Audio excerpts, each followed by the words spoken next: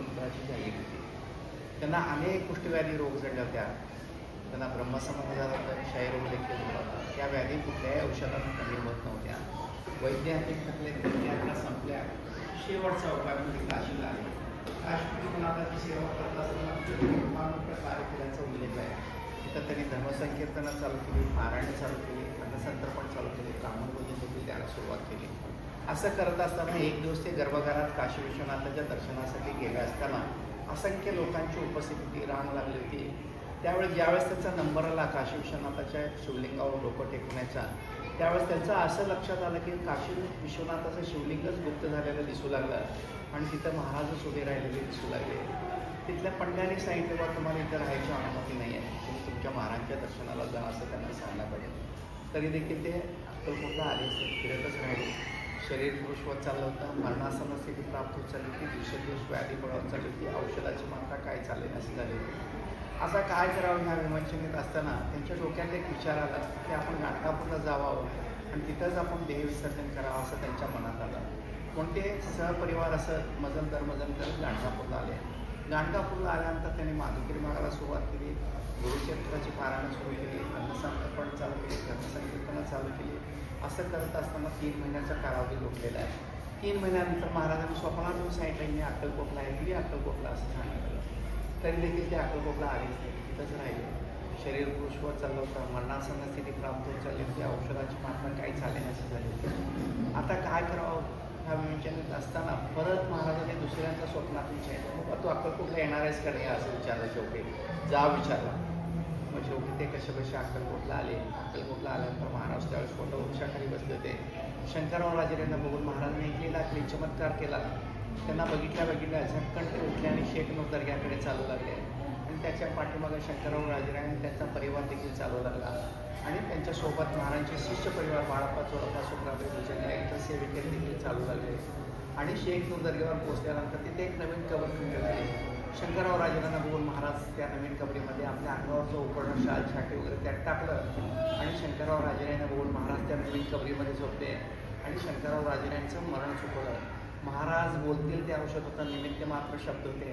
हे श्रीमंत माणूस आहे, याच्याकडनं पैसे घ्या आहे की मग तुमची व्याधी बरी झाल्यानंतर 2000 सुवर्णमुद्रा द्या असं सुंदराबाईने सांगितलं.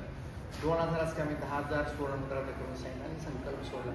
महाराज बोलले 9 गेले लिंबाच्या रसात वाटला 10 दिवसात तुझ्या प्रकृतीला आराम पडेल आणि 10 दिवसात त्यांच्या प्रकृतीला आराम पडला. 10,000 सुवर्णमुद्रा घेऊन आले.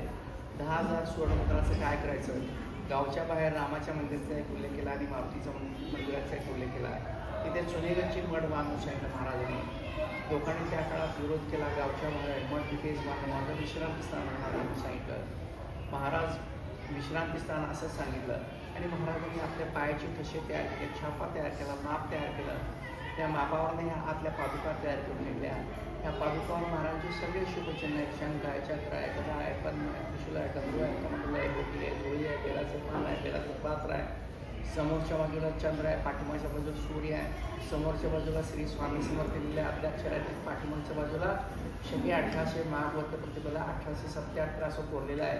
ह्या पादुका ज्यावेळेस महाराज ठेवत होते, बसवत होते, फाउंडेशन करत होते, ठेवल्या एक दिव्य प्रकाश निर्माण झाला होता. तो सूर्यापेक्षाही तेजस्वी होता. त्या दिव्य प्रकाशाकडे बघून महाराज काय म्हणले यामध्ये चैतन्य पादुका आहेत म्हणून सांगितलं. ह्या पादुकावर जर कोणी डोकं टेकवलं तर त्यांची मी मनोकामना पूर्ण करेन म्हणून सांगितलं. या पादुकाचं जर कोणी तीर्थप्राशन करत असतील तर त्यांची मी व्याधी दूर करेन. या पादुकावर जर कोणी जल अर्पण करत असतील तर त्यांची मी संकट दूर करेन. या पादुकावर जर कोणी जल अर्पण करत असतील तर त्यांनी काशी विश्वनाथावर जल अर्पण केल्याचं पुण्य प्राप्त करून देईन. या पादुकावर जर बेलपान फूल जर कोण वाहत असेल तर त्यांचं मी काशी विश्वनाथाला अर्पण केल्याचं त्यांना पुण्य प्राप्त करून. असे 4-5 गोष्टी महाराजांनी त्या दिवशी पादुका स्थापने दिवशी सांगितलेल्या आहेत. महाराज बोलून गेले ते माझं विश्रांती स्थान राहणार आहे सांगितलं. पण पादुकाची स्थापना माघ वद्य प्रतिपदा 1877ला झाली आहे आणि महाराजांची महासमाधी चैत्र वद्य त्रयोदशी 1878ला झाली. ह्या पादुका स्थापन झाल्यानंतर बरोबर 14व्या महिन्यात महाराजांनी समाधी घेतली होती. तर महाराज बोलून गेले होते माझं विश्रांती स्थान राहणार म्हणून सांगितलं. तर त्याचा प्रत्येक 75 वर्षानंतर मला 1878 ते 1953 मठ असा दुर्लक्षित होता. काळाच्या ओघात सगळं पडून गेलं होतं. एवढा महाराजच्या महासमाधीला 75 वर्ष लोक होते आणि